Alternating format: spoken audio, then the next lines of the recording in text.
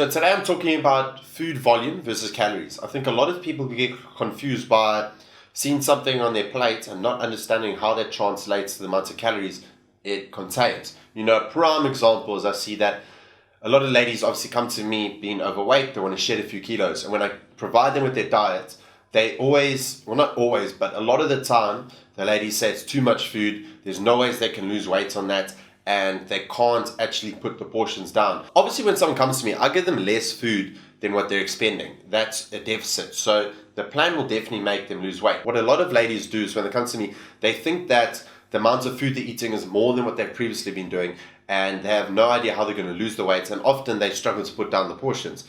Now, the problem comes that when you snack a lot and you do all these little things on, junk food, you don't realize how quickly those calories accumulate. Things like, sugars in your coffee and you're having 5 coffees a day or teas. You're having a packet of biscuits every day at work. You're snacking on a packet of chips. You come home and after every dinner you have a dessert. These things add up a lot. And although they're quite small items, they do contain a lot of calories in that small item. So when you come to me, you're obviously eating a lot more whole foods. And these whole foods can sometimes look bigger on the plate and fill you up, which is the point. But you are convinced that you cannot lose weight because it's a lot of food, but the calorie amount within the food is actually less. I think this is why a lot of people can get overweight with ease and be a bit confused as to how they did it. When you're doing all these little snacks all day, every day, not training on top of that, your step count is horrendous because you work at a desk. It's very easy to suddenly pile up the calories, and let's be honest, what's more likely you're going to overeat on? A packet of crisps and biscuits, or something like, tuna and rice or chicken and rice, the typical. You're far more likely you're going to eat the chicken and rice until you're full, and that's the end of the meal. But with a packet of chips, you might just finish it just because the whole packet of chips is there. So guys, don't get confused between food volume and calories. When you're eating whole foods, it's going to look bigger, but you are taking in less calories, which is obviously going to induce the weight loss. Also, if you want to lose weight, guys, you need to eat foods that are going to fill you up. My clients do have a lot of flexibility in their plans, but if I just crammed as many biscuits and as many sweets into their plan as possible, number one, they might overeat on it. Number two, they're not going to be full. And when you're not full and you're hungry, let's be honest, you're going to eat shit. So it's important to include whole foods in your diet simply because it will fill you up.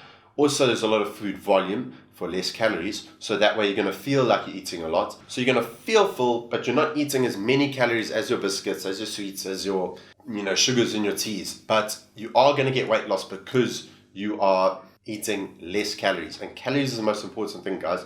It's not so much about the food types, the food quality. The food quantity is the most important aspect, guys. That is the biggest thing you need to focus on. So if you have no experience in counting calories, guys, I'd suggest you learn how to do it, or hire a coach that can teach you, or a coach that has your calorie amount in your diet. If you have no calorie amount in your diet that you're given by your coach, I really have no idea how you as the individual are supposed to learn about eating. And secondly, I have absolutely no clue how the coach knows what's going on. For me, I have all my calorie amounts for my clients and they can see it. Now, if they don't lose weight, I then know, okay, should we adjust their calories? But if you have no calorie amount in your diet and you don't know your calorie amounts, guys, it's going to be very hard. This intuitive tracking is extremely difficult if you're inexperienced. I myself, I'm not going to lie, didn't track calories for about 2 or 3 years. But at the same time, I was missing out on a lot of progress. It was pure me just not holding myself accountable. So it did work to a certain extent, I'm not going to lie, but that also came after years of dieting, years of training. So I was in a position where I could track intuitively, but at the point now, I track all my calories every week, and in my opinion, I'm getting my best performance in the gym. I have ease of mind knowing that everything going into my body is accounted for.